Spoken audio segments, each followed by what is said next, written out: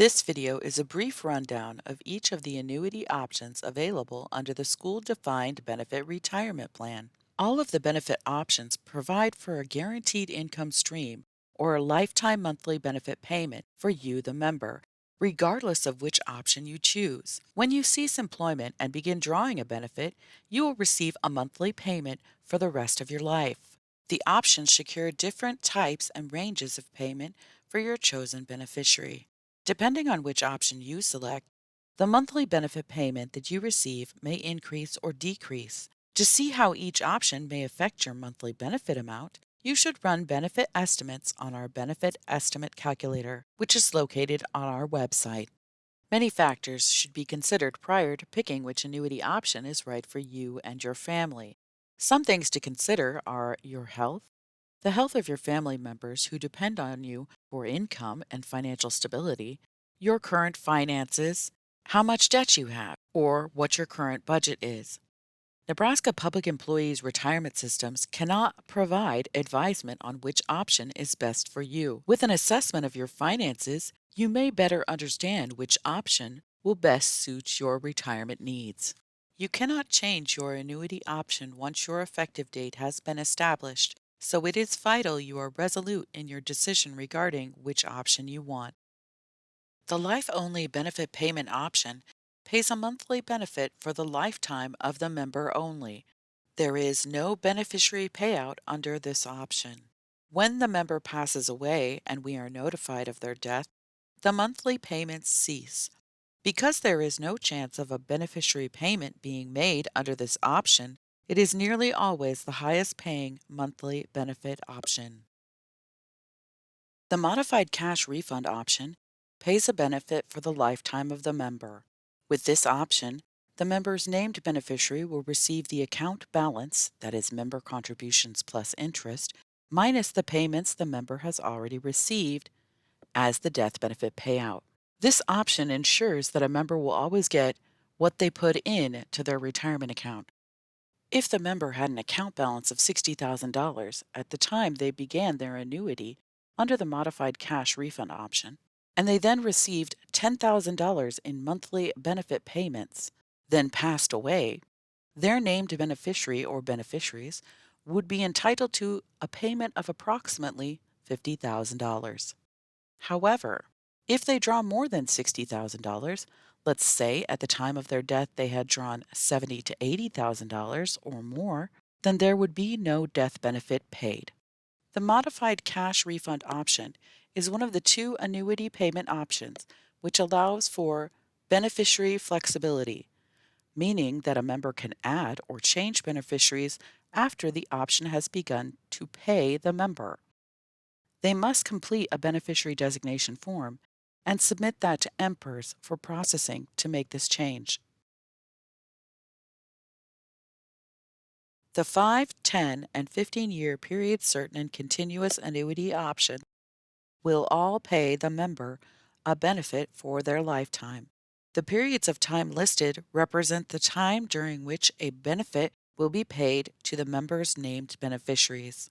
Under the 5-year option, again, this is a lifetime pension benefit for you, the plan member. The 5-year option provides a guaranteed payment for your beneficiaries for the first 5 years you draw your benefit. 5 years is 60 months. So, if you pick the 5-year option and you drew your benefit for, let's say, 4 years or 48 months, and then you pass away, that means that there would be 1 year left under the 5-year option, and your beneficiary or beneficiaries would receive a total of 12 final monthly payments. It is of note that if you pick the 5-year option and you draw your benefit for more than 5 years, then when you pass away, there is no death benefit even though the payments would have continued for your lifetime.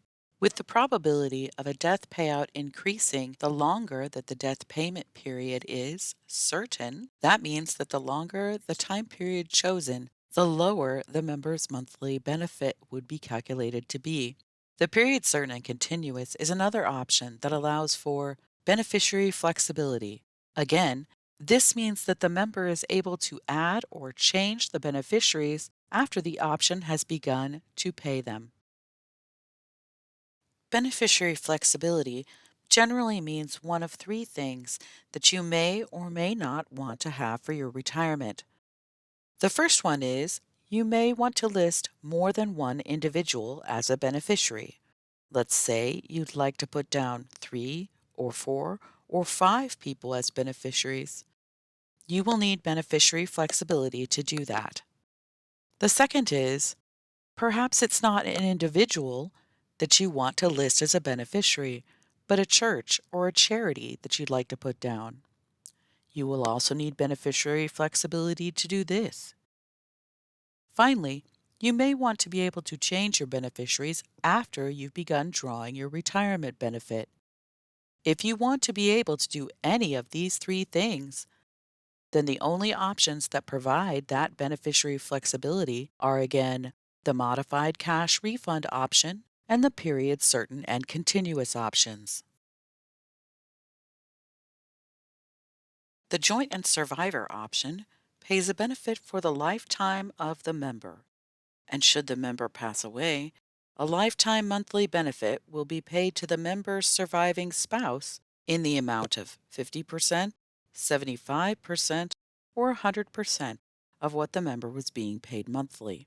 This option restricts the member to have only one beneficiary, and it is the spouse they are married to at the time the effective date of the annuity is established.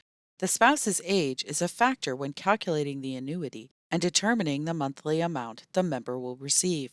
Let's review an example. If a member, choosing the 75% joint survivor option, is receiving a benefit of $1,000 a month and they pass away, a benefit of 75% of what the member had been receiving monthly, so $750 a month, would be paid to their surviving spouse for the rest of their lifetime.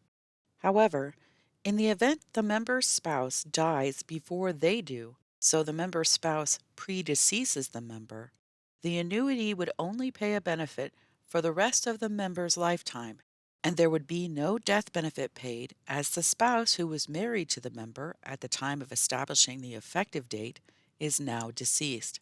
This would also mean that should the member get divorced from the spouse they had at the time they established their effective date and remarry, the member cannot make the new spouse their beneficiary. It would remain the spouse married to the member at the time the annuity began. Retirement accounts in the state of Nebraska may be subject to qualified domestic relations orders. Should you have questions regarding a divorce and how this may affect your account, please contact our office for assistance or review the section of your plan handbook found on our website. The non-spousal joint survivor functions much the same way the joint and survivor option does. It pays a lifetime benefit to the member, but when the member passes away, the listed beneficiary is paid 50% of the benefit that has been paid to the member for the rest of their lifetime. There is one big difference, however. Instead of a spouse, this option allows the member to select one living human being as the beneficiary at the time the effective date is established. This beneficiary can be anyone. It just has to be one living human being. Note that with this option, when your annuity is calculated, we take into consideration the age of the beneficiary that you have selected. In our upcoming examples, this one living person is 20 years younger than the member, which then makes the member's monthly benefit to be paid less than the other options. We ran the benefit estimator that we have online 3 times to create this table.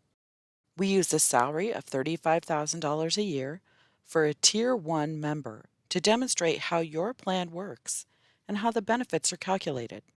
Let's look at the first column. This individual began their retirement at age 65. It's considered normal retirement age for the school plan, so there is no benefit reduction for this individual. We calculated their benefit with a 20-year total service credit accrual. So when you look up and down this first column, you can see the life only is the highest paying because it has no death benefit. If you look at the period certain and continuous, you can see that as we increase the death benefit time frame, the benefit amount correspondingly is actually reduced. Let's go to the middle column. For this individual, we kept the salary and the service credit the same, 20 years of service with a $35,000 salary, but this individual starts their benefit, hypothetically, at age 60. At age 60, with 20 years of service, they do not meet the rule of 85. However, they can apply for and begin their benefit if they have terminated employment. They will have a benefit reduction due to starting their benefit 5 years before the age of 65. At 3%, that means this individual will have a 15% total benefit reduction, which is permanent. They do have other choices. If they could wait to start taking their benefit, every year they're 1 year closer to the age of 65, which will decrease the reduction in the benefit payment amounts. They could wait all the way until they're age 65 and then apply and receive the full benefit, which would be the same amount the person in the first column is receiving. However, one thing to point out is if you quit at age 60 and wait until you're age 65 to get the full unreduced benefit, you are avoiding the permanent reduction, but you are also missing out on drawing the benefit for those 5 years. Whether or not this is a good or bad choice is hard to say. It really depends on the individual. In the last column, there is an example of meeting the rule of 85. We kept the salary as $35,000, but we gave this individual 10 more years of service credit. With 30 years of service credit, this individual can terminate their employment and begin their benefit at age 55. They would receive an unreduced benefit and are also drawing it earlier than age 65. But did you notice they are receiving even more money than the individual in the first column? Both are unreduced full benefits. The rule of 85 isn't really increasing their benefit. It just allows them to draw that unreduced benefit earlier. What's increasing the amount of that benefit is the 10 years more of service credit. If we gave the person in the first column at age 65 30 years of service credit, they would essentially be receiving exactly the same benefit as the third column. If you want to know the amount you would get under each annuity option monthly, we encourage you to use the benefit estimator on our website. If you have questions about selecting an annuity option, we encourage you to consult your financial planner and really take into consideration all of the factors that can influence your decision for an annuity option, such as your health, the health of your family, outstanding debts, or people who rely on you for income to live. Specific account-related questions may be directed to our member services area at the numbers of 402-471-2053 or 800-245-5712. And that's option 1. For more information regarding your school retirement plan, please watch the full school pre-retirement video or the Retirement 101 video if you just need a refresher. Thank you for taking the time to watch, and happy retirement.